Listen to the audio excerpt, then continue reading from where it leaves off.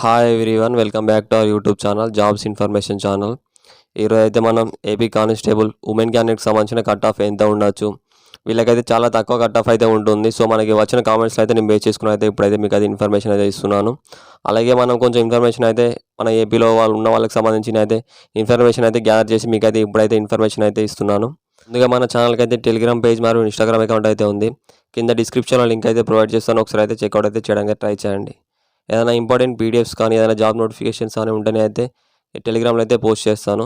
So ప్రతి ఒక్కరు అయితే జాయిన్ కావడానికి ట్రై చేయండి. సో ఇప్పుడైతే మనం అయితే మెయిన్ టాపిక్లోకి అయితే వెళ్దాం. మనం ఫస్ట్ అయితే ఒకసారి ఎన్ని పోస్టులు ఉన్నాయో ఒకసారి అయితే చూసుకుందాం.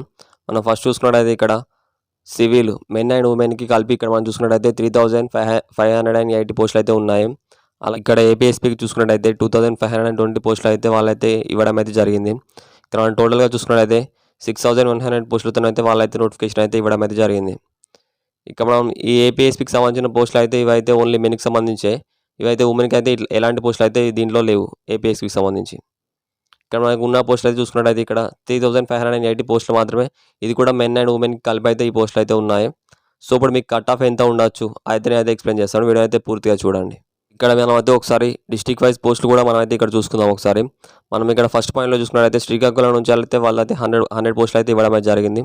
అలాగే ఇక్కడ మనం విజయనగరం నుంచి చూసుకున్నట్టయితే 134 పోస్టులు అయితే ఇవ్వడం అయితే జరిగింది. ఇక మనం థర్డ్ పాయింట్లో చూసుకున్నట్టయితే విశాఖపట్నం సిటీ నుంచి వెళ్ళి వాళ్ళకి 187 పోస్టులు అయితే వాళ్ళైతే ఇవ్వడం అయితే జరిగింది. ఇక్కడ ఫోర్త్ పాయింట్లో చూసుకున్నట్టయితే విశాఖపట్నం రూరల్ నుంచి వెళ్ళి 159 పోస్టులు అయితే వాళ్ళైతే ఇవ్వడం అయితే జరిగింది. అలాగే ఇక్కడ ఫిఫ్త్ పాయింట్లో చూసుకున్నట్టయితే ఈస్ట్ గోదావరి నుంచి వెళ్ళి 298 పోస్టులు అయితే ఇవ్వడం అయితే జరిగింది. దీంట్లో కొంచెం ఎక్కువ పోస్టులు ఉన్నాయి కాబట్టి వీళ్ళ దాంట్లో కట్ ఆఫ్ అయితే తగ్గే అవకాశం అయితే ఎక్కువగా ఉంటుంది. ఇక్కడ ఫిఫ్త్ పాయింట్లో చూసుకున్నట్టయితే ఈస్ట్ గోదావరి నుంచి అయితే వాళ్ళైతే 298 పోస్టులు అయితే ఇవ్వడం అయితే జరిగింది. ఇక మనం మళ్ళీ రాజమండ్రి నుంచి చూసుకున్నట్టయితే సిక్స్త్ పాయింట్లో వీళ్ళకైతే కేవలం 83 పోస్టులు మాత్రమే ఇవ్వడం అయితే జరిగింది. 83 పోస్టులు అంటే వీళ్ళకైతే కట్ ఆఫ్ అయితే కొంచెం హైలో ఉండే అవకాశమే ఎక్కువగా ఉంది. సో ఇక్కడ మనం చూసుకోవచ్చు రాజమండ్రిలో కొంచెం కట్ ఆఫ్ వచ్చేసి హైలో ఉంటుంది. ఇక మనం సెవెంత్ పాయింట్లో చూసుకున్నట్టయితే వెస్ట్ గోదావరిని చూసుకున్నట్టయితే వాళ్ళకైతే 204 పోస్టులు అయితే వాళ్ళైతే ఇవ్వడం అయితే జరిగింది. అంటే వీళ్ళకి కొంచెం కట్ ఆఫ్ అయితే తగ్గే అవకాశం అయితే ఎక్కువగా ఉంటుంది. ఇక్కడ ఎక్కడైతే పోస్టులు ఎక్కువగా ఉంటాయో వాళ్ళకైతే కొంచెం కట్ ఆఫ్ అయితే తగ్గే అవకాశం అయితే ఎక్కువగా ఉంటుంది. చూసుకోవచ్చు మీరు ఇక్కడ వెస్ట్ గోదావరిని చూసుకున్నట్టయితే 204 పోస్టులు అయితే వాళ్ళైతే ఇవ్వడం అయితే జరిగింది. అలా ఇక్కడ ఎయిత్ పాయింట్లో చూసుకున్నట్టయితే కృష్ణా డిస్ట్రిక్ట్ నుంచి వాళ్ళు 150 పోస్టులు అయితే ఇవ్వడం అయితే జరిగింది. ఇక్కడ నైన్త్ పాయింట్లో చూసుకున్నట్టయితే విజయవాడ సిటీ నుంచి వెళ్ళి వాళ్ళు 250 పోస్టులు అయితే ఇవ్వడం అయితే జరిగింది. ఇక్కడ ఎవరైతే విజయవాడ సిటీ వాళ్ళు ఉన్నారో వీళ్ళకైతే కొంచెం కట్ ఆఫ్ అయితే తగ్గే అవకాశం అయితే ఎక్కువగా ఉంటుంది. అలాగే ఇక్కడ 10th పాయింట్లో చూసుకున్నట్టయితే గుంటూరు రూరల్ నుంచి చూసుకున్నట్టయితే వీళ్ళకైతే అత్యధికంగా పోస్టులు అయితే ఈ డిస్టిక్లో వాళ్ళైతే ఇవ్వడం అయితే జరిగింది. అది కూడా 300 పోస్టులు అయితే ఇవ్వడం అయితే జరిగింది. ఎవరైతే ఈ గుంటూరు రూరల్ వాళ్ళు ఉంటారో మీకైతే కట్ ఆఫ్ అయితే చాలా తక్కువగానే ఉంటుంది. కంపేర్ టు అదర్ డిస్ట్రిక్ట్స్ చూసుకుంటే మీకైతే కొంచెం తక్కువగా ఉండే అవకాశం అయితే ఉంది. అలాగే ఇక్కడ మనం 11th పాయింట్లో చూసుకున్నట్టయితే గుంటూరు అర్బన్ నుంచి చూసుకున్నట్టయితే మీకైతే కేవలం 80 పోస్టులు మాత్రమే ఇవ్వడం అయితే జరిగింది. సో ఎవరైతే ఈ డిస్టిక్ వాళ్ళు ఉంటారో మీరు మాత్రం మీకైతే కట్ ఆఫ్ అయితే కొంచెం హైగా ఉంటుంది. ఎవరైతే ఈ డిస్ట్రిక్ట్స్ వాళ్ళు ఉన్నారో మీరైతే ఒకసారి కామెంట్ చేయండి, మీకు ఎంత కట్ ఆఫ్ ఉండబోతుందో అయితే నెక్స్ట్ ఎక్స్ప్లెయిన్ చేస్తాను.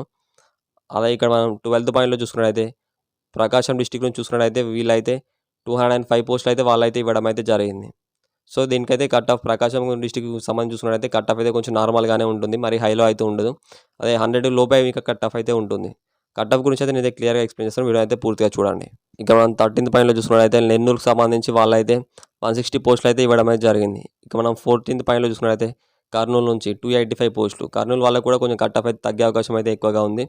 అలా ఇక్కడ మనం 15th పాయింట్లో చూసుకున్నట్టయితే డిస్టిక్ కడప నుంచి చూసుకున్నట్టయితే 325 పోస్టులు అయితే వాళ్ళైతే ఇవ్వడం అయితే జరిగింది. ఆ డిస్టిక్కి సంబంధించి చూసుకున్నట్టయితే కడప డిస్టిక్లో ఎక్కువ పోస్టులు అయితే వాళ్ళైతే ఇవ్వడం అయితే జరిగింది.